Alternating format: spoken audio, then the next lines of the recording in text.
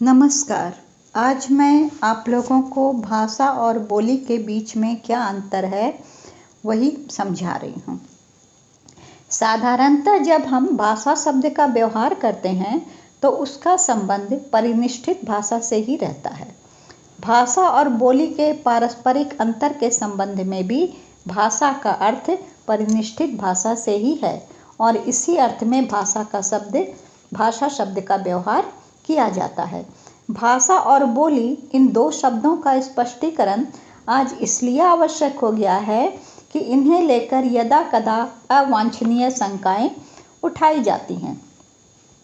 Doctor Suniti Kumar Chatterjee तथा कुछ अन्य लोगों ने भी यह दिखाने की चेष्टा की है कि हिंदी क्षेत्र में बोली जाने वाली बोलियां हिंदी की बोलियां न होकर स्वतंत्र भाषाएं हैं।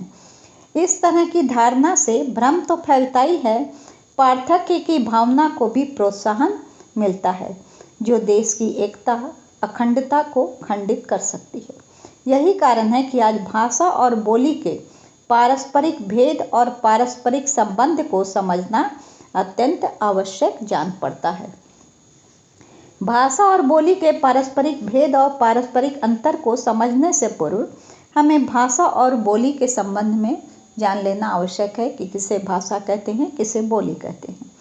भाषा क्या है वो जान लीजिए। भाषा वह है जो एक बृहत्तर जन समुदाय के विचार विनिमय का माध्यम बनती है, अर्थात उसका प्रयोग शिक्षा, शासन और साहित्य रचना के लिए होता है। हिंदी, अंग्रेजी, रूसी और फ्रांसीसी आदि इसी श्रेणी की भाषाएं हैं। एक परिनिष्ठित भाषा के अंतर्गत अनेक बोलियां आती है, जैसे हिंदी क्षेत्र में खड़ी बोली, ब्रज, अवधी आदि बोलियां हैं। भाषा के स्थानीय भेद से प्रयोग भेद में जो अंतर पड़ता है उसी के आधार पर विभाषा या बोली का निर्माण होता है।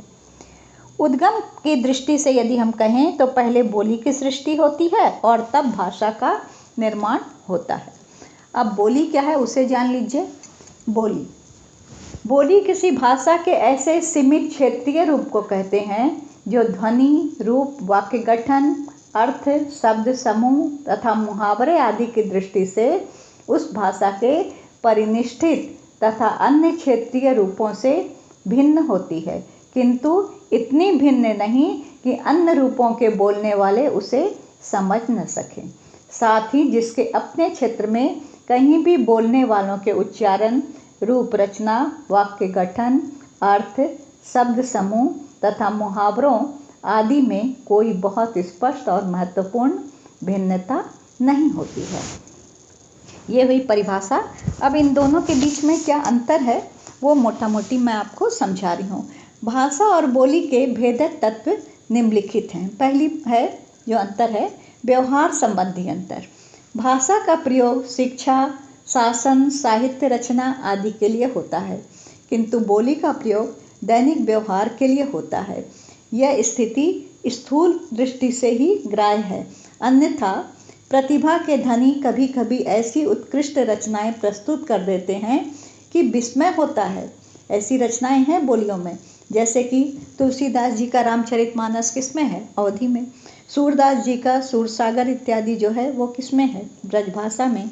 विद्यापति के जो पद हैं वो किस भाषा में है? मैथिली में।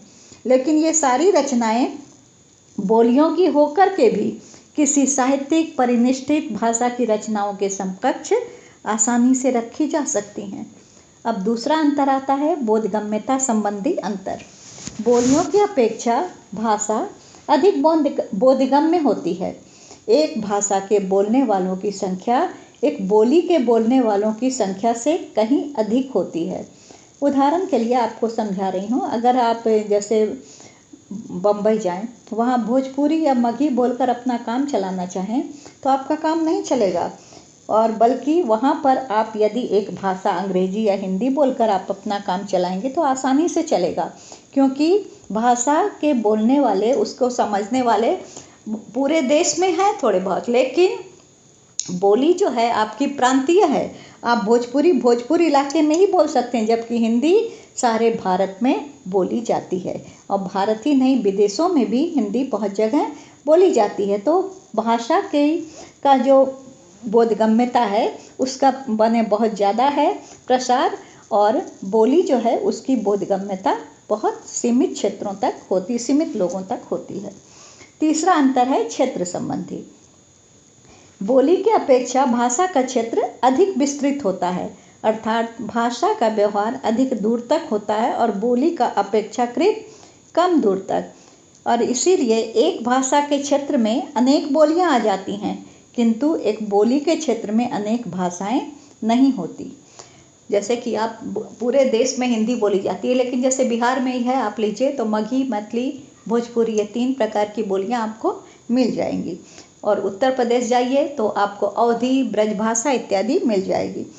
तो एक भाषा पूरे देश में चलती है, लेकिन एक प्रांत में उसका जो सीमा है, उसकी जो प्रांत की बोली की जो सीमा है वो सीमित क्षेत्र तक में ही रहती है। तो बोली का क्षेत्र विस्तार बहुत कम है और भाषा का क्षेत्र विस्तार ज़्यादा होता है। सच पूछा जाए तो भाषा और बोली के पारस्परिक अंतर की अपेक्षा उनके पारस्परिक संबंधों की महत्ता अधिक है, क्योंकि दोनों में कोई तात्विक अंतर नहीं है। अब विद्वानों की राय में भाषा और बोली में क्या अंतर है, उसको मैं आप लोगों को अगले वीडियो पार्ट 2 में बतलाऊंगी। धन्यवाद।